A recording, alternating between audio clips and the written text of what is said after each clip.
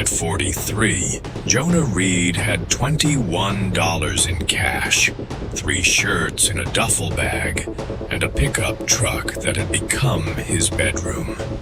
He spent every dollar at a county tax auction on the one property nobody else wanted, the abandoned Bellwether Public Library. Jonah did not buy it because he loved books. He bought it because the basement caretaker's room had a sink, an old radiator, and a door he could lock. But on his first night inside, something dropped into the brass book return bin, even though the library had been sealed for 12 years. It was not a book. It was a library card bearing Jonah's full name, his childhood address, and a call number written in his dead mother's handwriting. When he followed that number to the restricted stacks, he found a photograph of a baby girl. He had been told died 40 years earlier.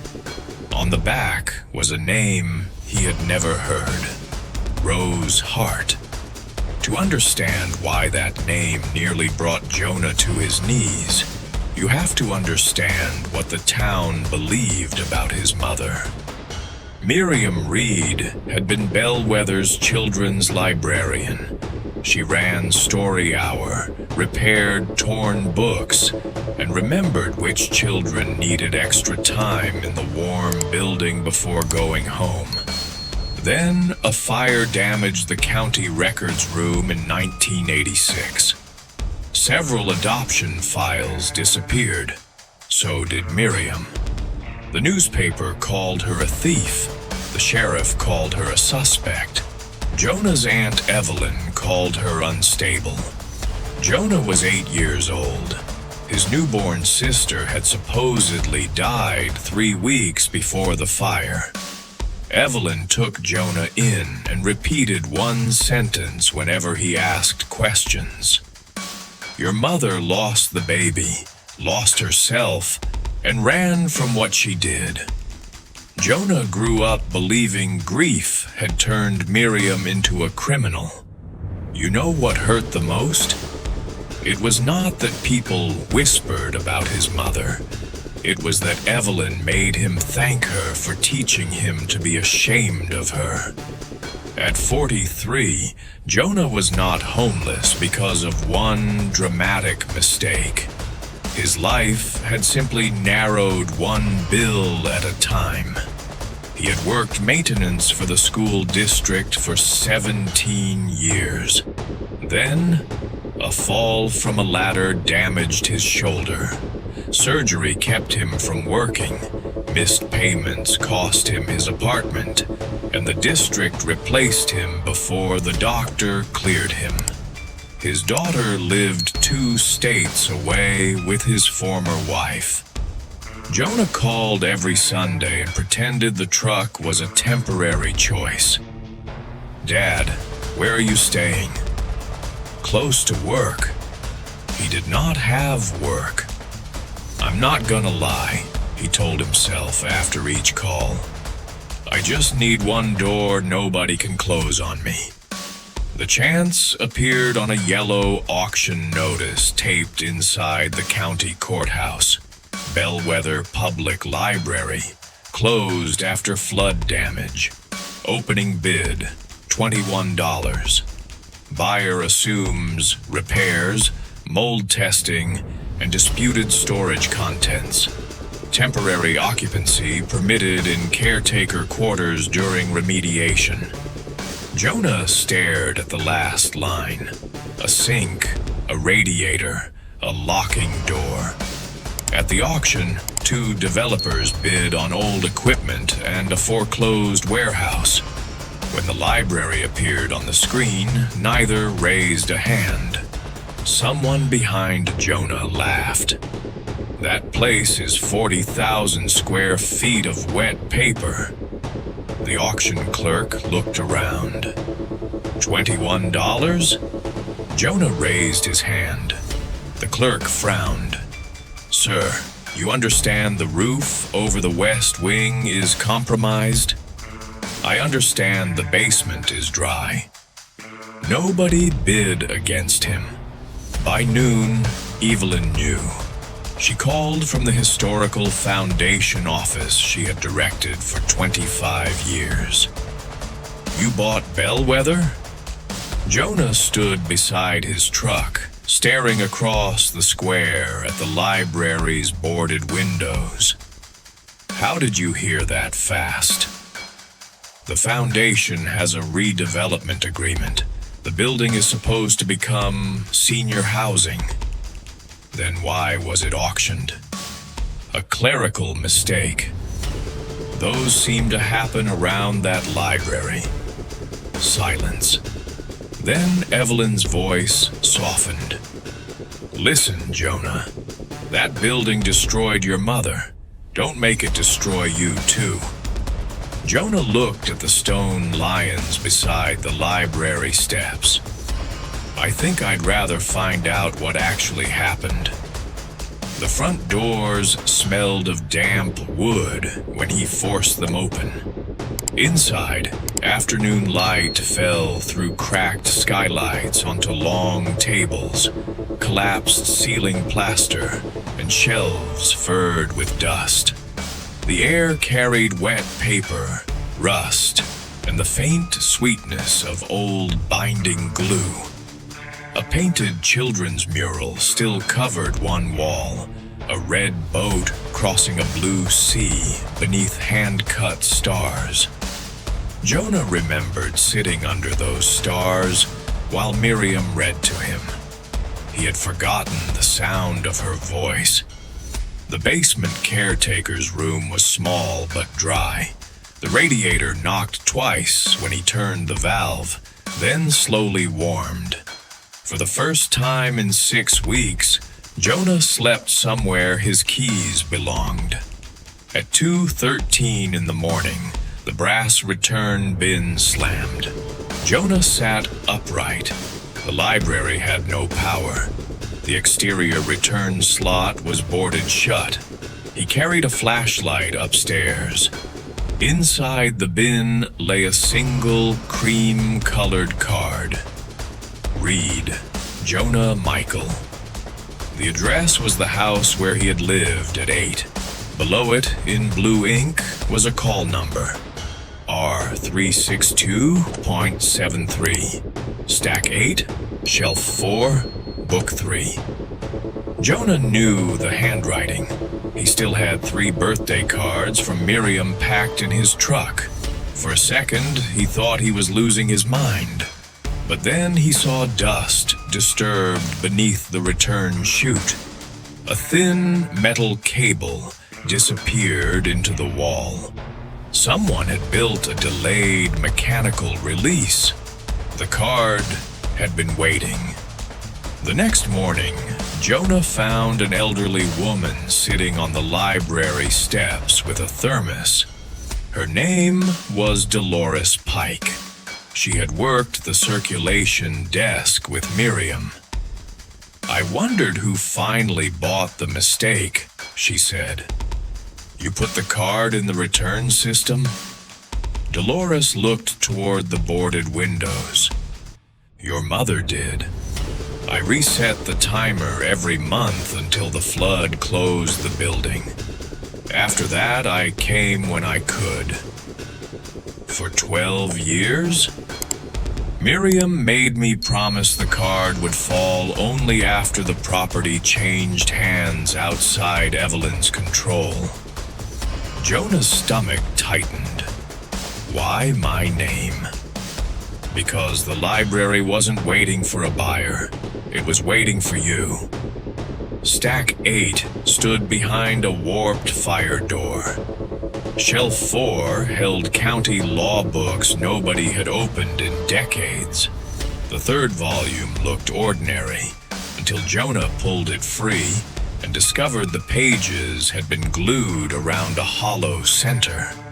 Inside were a small brass key, a newborn's hospital bracelet, and a photograph of Miriam holding a baby girl. Jonah turned it over. Rose, 3 days old. She has Jonah's eyes. He sat on the dusty floor. "My sister died," he whispered. Dolores lowered herself beside him. "No," she said. "Your sister was taken." Behind the shelf was a locked records lift, once used to move archive boxes between floors. The brass key opened its maintenance panel. Instead of machinery, Jonah found a narrow room lined with metal cabinets. One cabinet held carbon copies of adoption records. Another contained letters from women who had been told their babies died at St. Agnes Maternity Home. The third held Miriam's journals. She had discovered that St. Agnes was falsifying death certificates and arranging private adoptions for cash. Evelyn, then a 26-year-old records clerk, had processed the paperwork. Miriam's own baby was one of them. The hospital told Miriam that Rose died after birth. Weeks later, Miriam found Rose's bracelet attached to an adoption transfer bearing another name. She copied every file she could find and hid them in the library.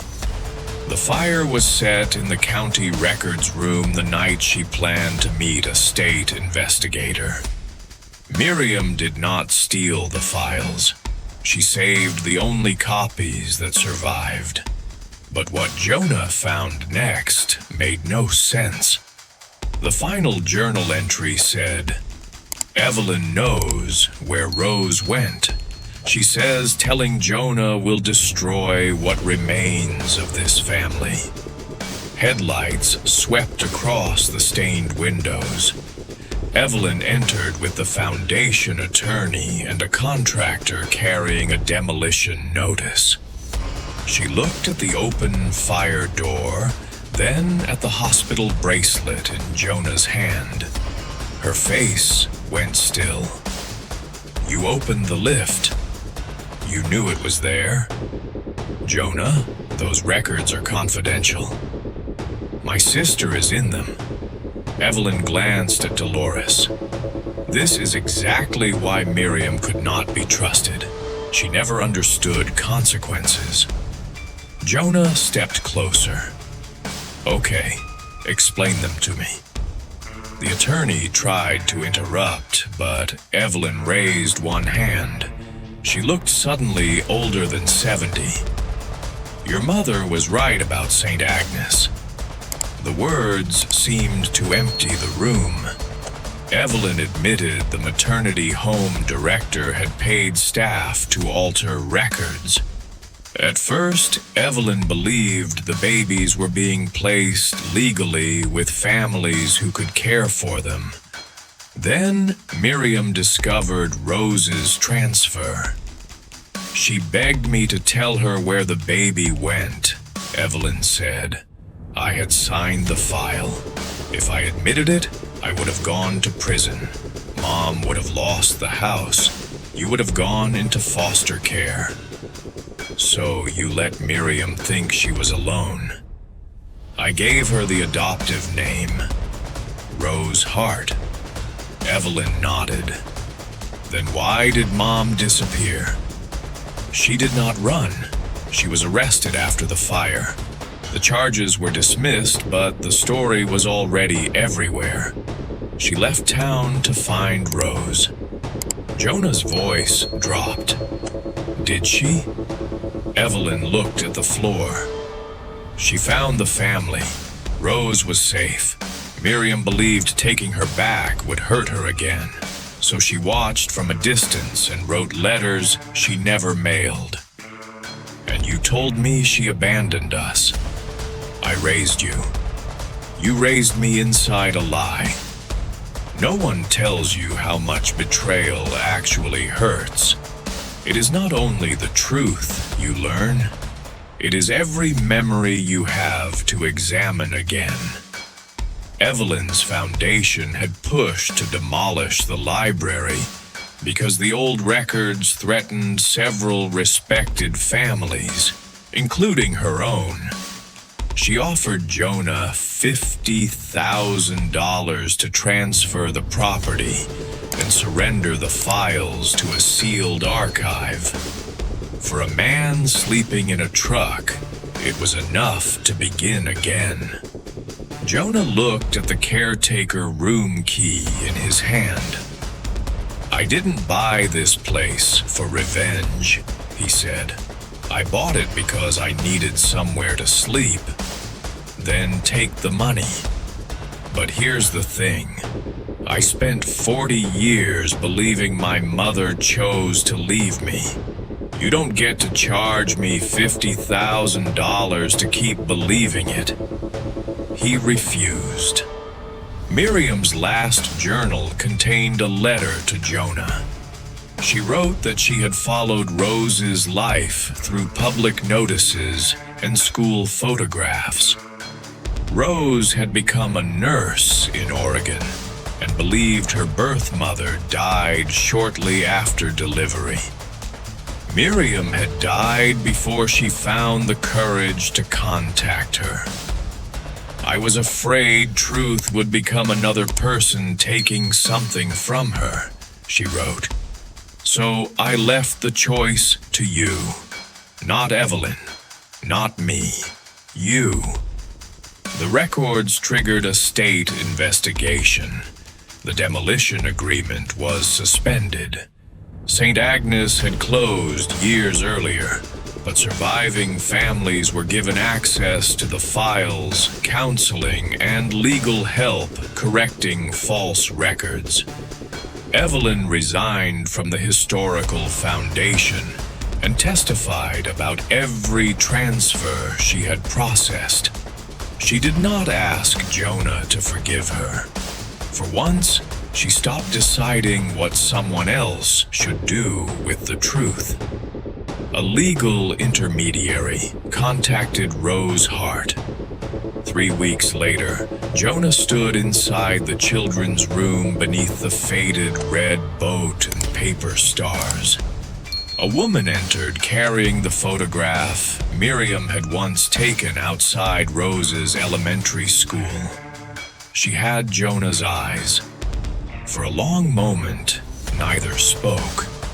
Then Rose said, "I know how this sounds, but I've spent my whole life feeling like somebody forgot to tell me something." Jonah laughed once, and the sound broke into tears. "Yeah," he said. "Me too." She did not run into his arms. Real reunions are rarely that simple. They sat at a child-sized table and compared hands, birthdays, medical histories, and the small habits that sometimes survive separation. Rose tapped a book's bent corner before opening it. Jonah did the same thing. That was the moment they both began to believe. The library did not make Jonah rich. It still needed a roof and more repairs than $21 could touch. But families named in Miriam's archive came back. Some donated money, others donated labor. A university preserved the records, and the state funded a public family history and legal assistance center inside the restored East Wing. Jonah kept the caretaker's room. Rose visited once a month, then twice. Evelyn came one winter afternoon carrying a box of Miriam's unopened letters. She set it on the circulation desk. "I was embarrassed to admit it," she said, "but every year I kept them because throwing them away felt worse." Jonah looked at the box. "This is not forgiveness. I know. It may never be. I know that too." He opened the box anyway. Above the old book return bin, Jonah framed the library card that had carried his name through 40 years of silence. He bought Bellwether because he needed a room. What he inherited was not the building. It was the chapter his family had tried to tear out. The proof that his mother had never abandoned him, and the sister whose name had been waiting on the next page.